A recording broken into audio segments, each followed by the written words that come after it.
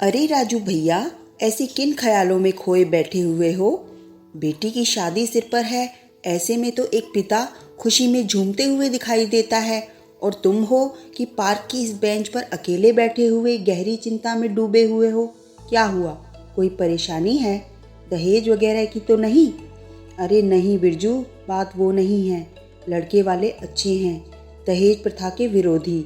मगर सच कहूँ, आज बाबूजी की कही हुई बातें बहुत याद आ रही हैं, जिन पर मैं कभी हंसा करता था, मगर आज एहसास होता है कि कितना सच कहा करते थे। राजू भाई, बड़े बुजुर्गों के बाल यूं ही सफ़ेद नहीं होते, उनके अनुभवों से ये सब ज्ञान होता है, जिनसे वो अपने बच्चों को बचाने के लिए हमें आगाह करते रहते हैं। वैसे क्या बात याद आ रही थी चाचा जी की? बिरजू, बाबूजी अक्सर कहते थे, बेटी की शादी में और मकान बनाने में लगाया गया अनुमान अक्सर गलत साबित होता है। सोचो 2-3 लाख की तो बजट 5 पार कर जाता है। मैंने भी गीता की शादी के लिए अपना बजट तय किया हुआ था, मगर मेरे अनुमान से लगाए गए सब खर्चे अचानक से बढ़ गए। मेरे खर्चों का पूर्वानुमान गलत निकला।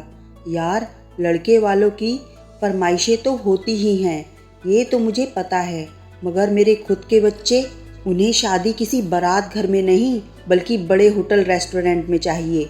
शगुन और शादी 2 प्रोग्राम हैं, दोनों के लिए महंगी डिज़ाइनर ड्रेस चाहिए, दोनों प्रोग्राम के लिए ब्यूटिशियन भी अच्छा खासा पैसा लेने वाली बुक करी है। जब मैं अपनी हैसियत की बात करता हूँ तो सबके सब एक साथ बोल उठते हैं, शादी कौन सी बार बार होती है, और फिर फलाना की शादी का एग्जाम्पल देना शुरू कर देते हैं।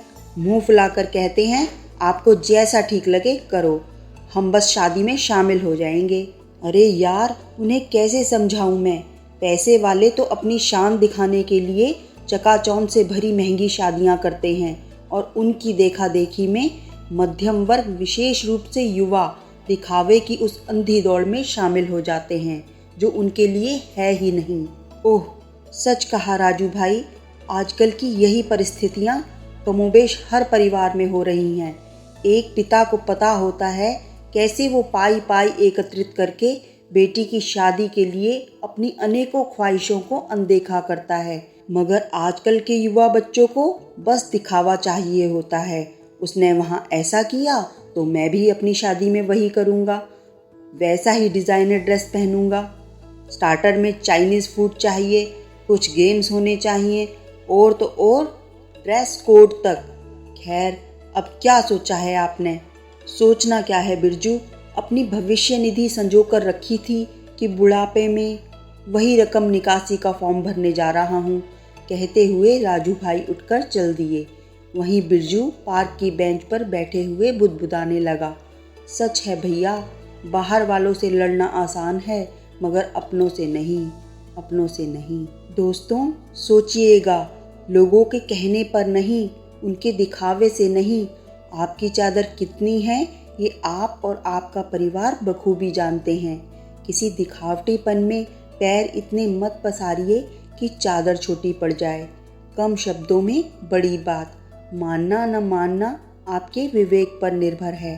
सदैव प्रसन्न रहिए, जो प्राप्त है पर्याप्त है।